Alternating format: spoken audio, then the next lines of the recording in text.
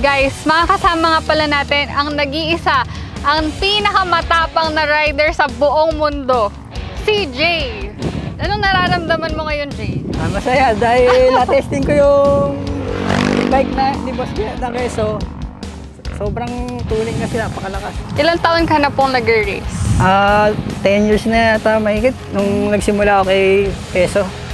Wala pang Keso noon, JR Cambago pa. Kuya, sabihin mo naman sa akin yung specs nitong Keso na motor na to. Ang top speed ng Keso na to ay 300.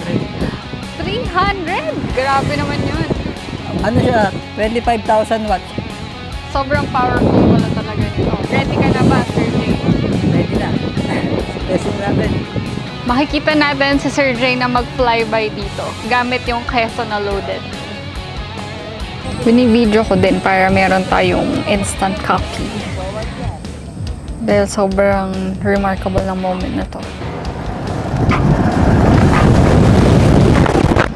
2, 3, go!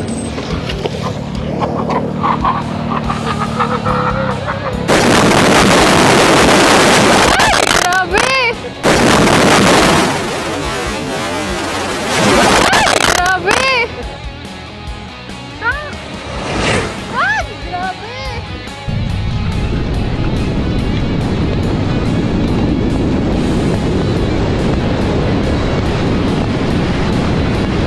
Pause muna.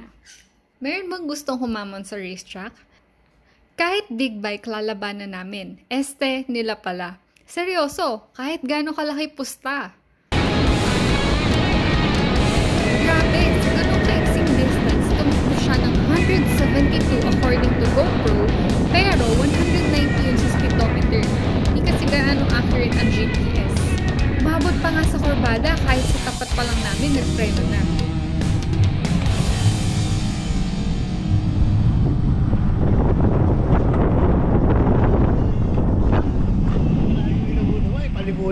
Tulad din, doon pala, namarayna na ako. Namarayna ka ba doon? Oo, namarayna na ako rin. Nakatuloy ng daan ko rin, tingnan mo. Yung GPS ba? Oo, ito. Sa cellphone na lang? Oo. Doon pala, namarayna na ako rin sa kanila. So, syempre, safety first. Kailangan mag-helmet tayo kapag mag-ride tayo sa highway. At ituturo ko sa inyo kung paano to paandarin ang Keso 350X. So, syempre, susi. Kutin. And then, kapag ready na, pe-press lang natin tong P para matanggal siya sa pagkaka-park at mag-start na siyang. Kung gusto mong bilisan, yung throttle lang yung pipihitin natin.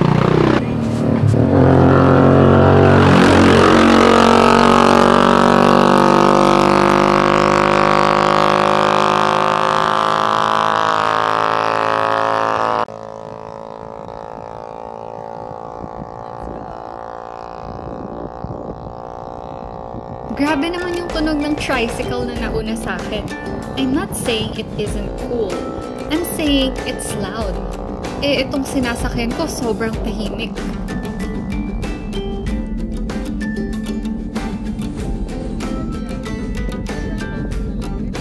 What I'm basically saying here is that sobrang komportableng sakyan. Ba't naman kasi nakalimutan kong sa main camera nakakabit yung mic at hindi sa 360?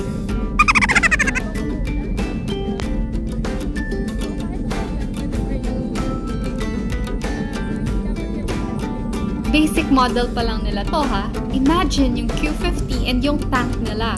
Mas komportable pa yung mga yun. But I can settle with this unit. Its handling is very smooth.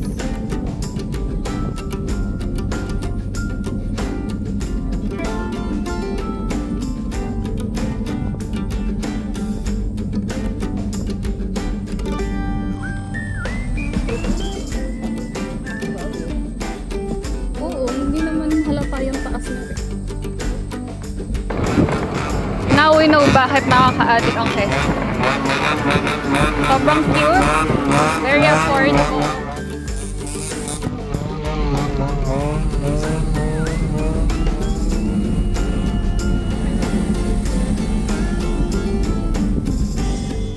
Wala siyang emission, zero emissions.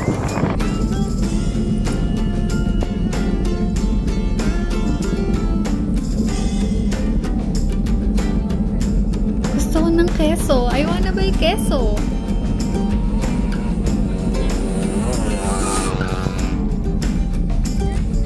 Dear Kuya JR, pwede ko na po bang iuwi tong keso? Kung naririnig mo po ako ngayon, Kuya JR, pwede po bang iuwi ko na lang tong keso?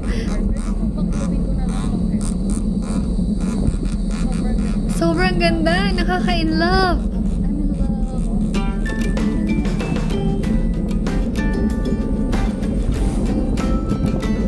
Ayan, pinilisan ko na dyan sa part na yan. Umabot pa ako ng 62 kilometers per hour sa mode 1 pa lang yan. Natakot na ako sa mode 2 and 3. Baka dumiretso ako sa patubig eh. Kaya naman, nagpreno na ako unti-unti.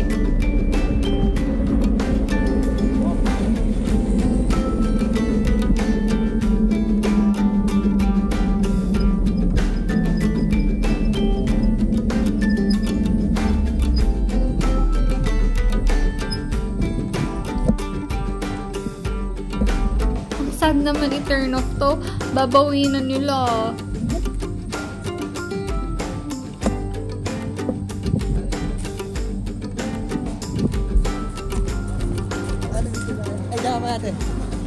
Ayan, picture daw. Sasakyan ko na ulit. Update ka na lang ha. Oh, sa titigil. Hindi mo pa. Bye. Wala na ako kasama bukas. Salamat po. Thank you po. Ayan. Kaway po kayo sa camera. Talagang ibabalik mo sa keso. Pero alam ko, gusto niya rin magka-keso gaya ko at tulad nitong si Kuya. Magpaparaffle ako. Inuulit ko, magpaparaffle ako. Yung eto swipe pala through me. Wala pa rin ako.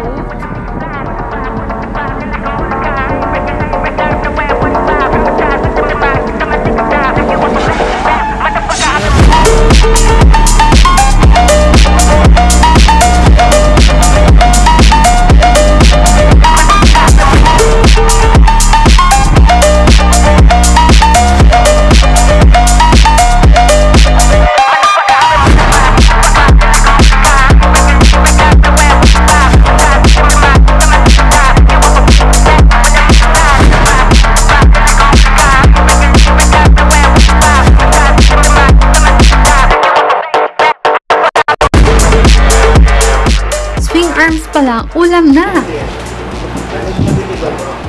Best of both worlds. Sobrang comfortable. Ganda talaga yung mga adventure bike. Comfy ka kahit na nasa off-road ka or nasa street. Itong unit na to, may kasama pang top box. Ang ganda ng forma, pati na yung mga ilaw niya.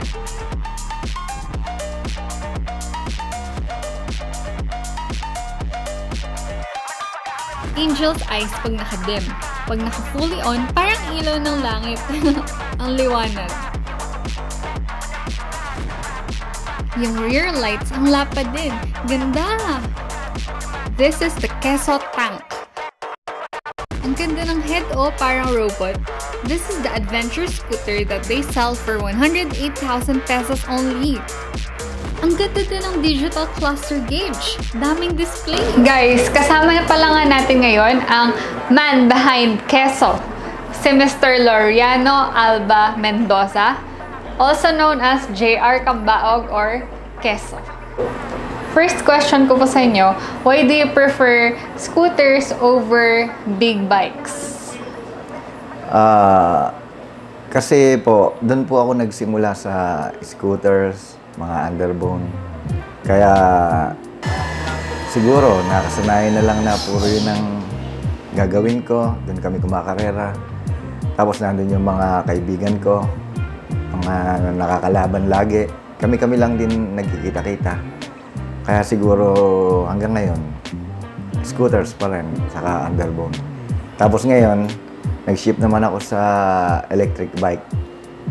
Ayun, sinimulan ko. Ito, ngayon, maayos naman. Itong mga next questions ko, misconceptions about e-bikes. So, sobrang importante nito. Malalaman natin yung answer sa expert. Kuya, first misconception, sabi nila kapag daw nabasa yung e-bike, masisira na. Totoo po ba yun? Hindi naman masisira ang e-bike pag nabasa. Siyempre, wag lang mababa. Kasi yung battery niya nasa baba.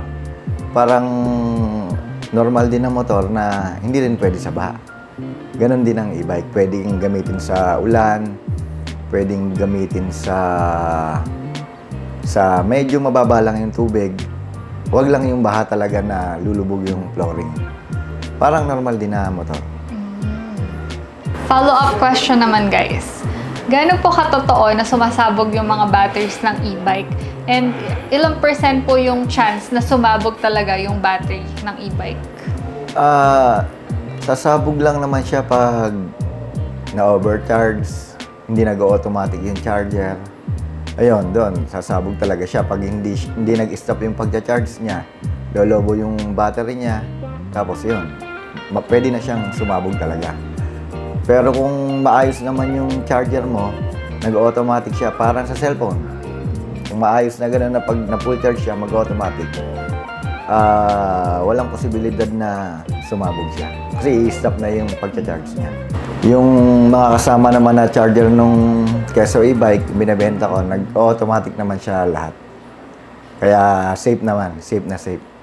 Gano'n po katipid ang e-bikes compared sa gasoline consumption ng isang normal na scooter? Depende pa rin siya sa battery nung e-bike. Pag yung battery nung Keso ang pagbabasihan natin, ang isang full charge niya, siguro mga 15 to 20 pesos lang yon. Pag normal use lang, mga 80 kilometers ang range niya. Kaya 15 pesos to 20 pesos, yun lang yung magagastos nyo sa kuryente. Yung range niya, 80 kilometers. For example po, from Bustos dito hanggang airport, may matitira pa naman. Tapos may mga charging station naman doon. Sa mga McDo siguro. Sa mga gasoline station. MMDA, may libre din siyang charging station. Yun naman pala guys sobrang daming available na charging station sa Manila. Ngayon, ang question ko po, gaano po katagal bago ma-full charge ang isang Keso?